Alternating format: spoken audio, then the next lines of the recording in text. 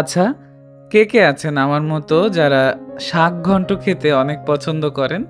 আসলে আমি কিন্তু ছোট থেকে এই খাবারটা এতটাই পছন্দ করতাম, যদি আমাদের বাসায় মাংস রান্না হতো আর শাক ঘন্ট হতো, আমি মাংস ফেলে রেখেও এই শাক ঘন্টটা খেয়েছি। এটা রুটি দিয়ে খেতে আমার খুবই ভালো লাগে। আর আমি যে রেসিপিটা আজকে দেখাবো সেটা মূলত আমি গ্রামের থেকে শিখেছি। আমার গ্রামে যে মা খালারা রয়েছে তাদের কাছ থেকে শেখা রেসিপিটা। আশা করি আপনাদের রেসিপিটা অনেক ভালো লাগবে। আর দেরি না করে আমি রেসিপিটা শুরু করে দিচ্ছি। আপনারা প্লিজ মন দিয়ে পুরো ভিডিওটা দেখবেন। আর আজকের এই রেসিপিতে আমি কিন্তু ২ রকমের শাক ব্যবহার করছি। আপনারা চাইলে ৪-৫ রকমেরও শাক ব্যবহার করতে পারেন। এখানে আমি নিয়েছি কাটানটি শাক, এটা আমাদের এলাকায় কাটানটি বলে। আপনাদের এলাকায় কি বলে আপনারা কমেন্টে জানাতে পারেন। কাটানটি শাকে মূলত কাঁটা থাকে, তবে এটা ছোট হয়, এখানে তেমন কাঁটা নেই। আর নিয়েছি বতুয়া শাক। বতুয়া শাক মূলত আমরা সবাই চিনি, এটার আরও আঞ্চলিক নাম থাকতে পারে।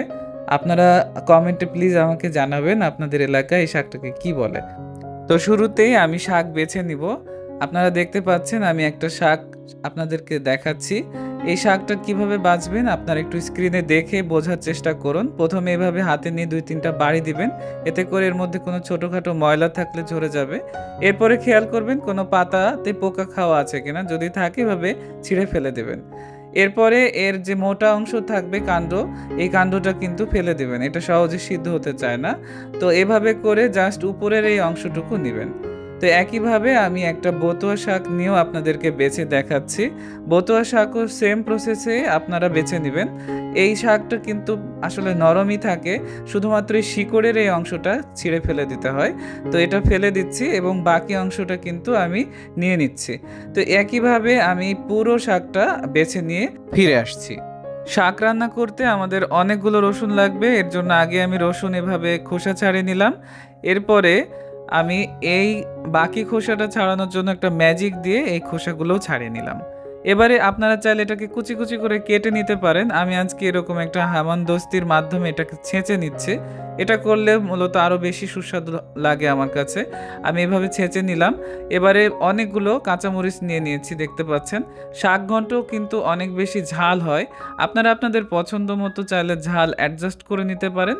তবে ঝাল কম দিলে কিন্তু শাক ঘন্টের যে গ্রামীণ যে অথেন্টিক একটা স্বাদ সেটা কিন্তু কখনোই পাবেন না।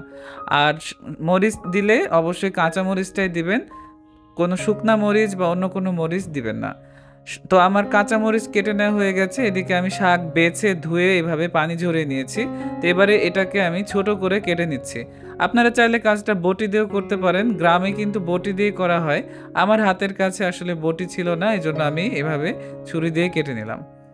তো একইভাবে আমি পুরো শাকটাই কেটে নিচ্ছি, আপনারা দেখতে পাচ্ছেন। এবারে আমি একটা হাঁড়ির মধ্যে পুরো কেটে নেওয়া শাকটা আমি ট্রান্সফার করে নিচ্ছি প্রথমে। এবারে শাকের মধ্যে আমি একে একে কাঁচামরিচ কেটে রাখা দিয়ে দিলাম, তারপরে দিলাম সামান্য একটু লবণ এবং দিয়ে দিচ্ছি সামান্য একটু হলুদ আর একটুখানি সয়াবিন তেল।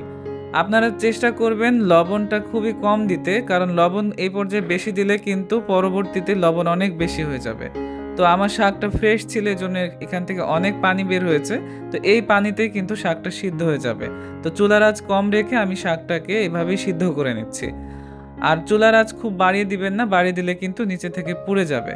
তো আমার শাক এবং মরিচ কিন্তু প্রায় সিদ্ধ হয়ে গেছে, আপনারা দেখতে পাচ্ছেন। তো এটাকে আমি এবারে এক পাশে সরিয়ে রাখছি। এবারে আরেকটা কড়াইতে আমি সয়াবিন তেল নিয়ে নিচ্ছি। সয়াবিন তেলটা এখানে আসলে আপনার ইচ্ছা মতন নেবেন। তারপরে হচ্ছে 2টা শুকনা মরিচ দিয়ে দিচ্ছি এবং আগে থেকে যে ছেঁচে নিয়েছিলাম রসুন সেটাও দিয়ে দিলাম। এবারে আরও কিছু কাঁচামরিচ কুচি এবং পেঁয়াজ কুচি আমি দিয়ে দিচ্ছি। আসলে এটা এখানে দিয়েছি মূলত ফ্লেভারের জন্য। কাঁচা মরিচের এই কেটে নেওয়া এই মুহূর্তে দিলে একটা আলাদা সুঘ্রাণ এখানে যোগ হবে। এবারে এটাকে হালকা ভেজে নিয়ে আমি আগে থেকে যে সিদ্ধ করে নিয়েছিলাম শাক সেটাকে এখানে দিয়ে দিলাম। এবারে এই মশলার সাথে এই শাক খুব ভালোভাবে ভেজে নিতে হবে, যেহেতু প্রথমে আমরা শুধু সিদ্ধ করে নিয়েছি। তো এই পর্যায়ে এটাকে এবারে তেলের সাথে খুব ভালো মতো আমাদের ভেজে নেওয়া লাগবে, এতে করে শাকের মধ্যে যে কাঁচা গন্ধটা ছিল সেটা একেবারেই চলে যাবে। তো তো এবার এটাকে একটু ঘন করার জন্য আমি এখানে একটুখানি চাউলের গুঁড়া নিয়েছি, তার সাথে একটুখানি পানি মিশিয়ে আমি এর মধ্যে দিয়ে দিচ্ছি। এটা কিন্তু অবশ্যই দিতে হবে, এটা না দিলে কিন্তু আপনার শাক ঘন্ট কখনোই আঠালো এবং মাখা মাখা হবে না। এটা দেওয়ার পরে এটাকে আপনাকে অনবরত ততক্ষণ নাড়তে হবে যতক্ষণ না পর্যন্ত এরকম আপনার কড়াইয়ের গা ছেড়ে না আসে। তো আমি শেষ পর্যায়ে কিছুটা ধনিয়া পাতা কুচি দিচ্ছি। আপনারা এটা দিতে পারেন অপশনাল, যদি ধনিয়া পাতা পছন্দ না করেন তাহলে দেওয়ার দরকার নেই। ধনিয়া পাতা দেওয়া হয়ে গেলে এবার এটাকে অনবরত নেড়ে আমি সার্ভিং করে নিচ্ছি।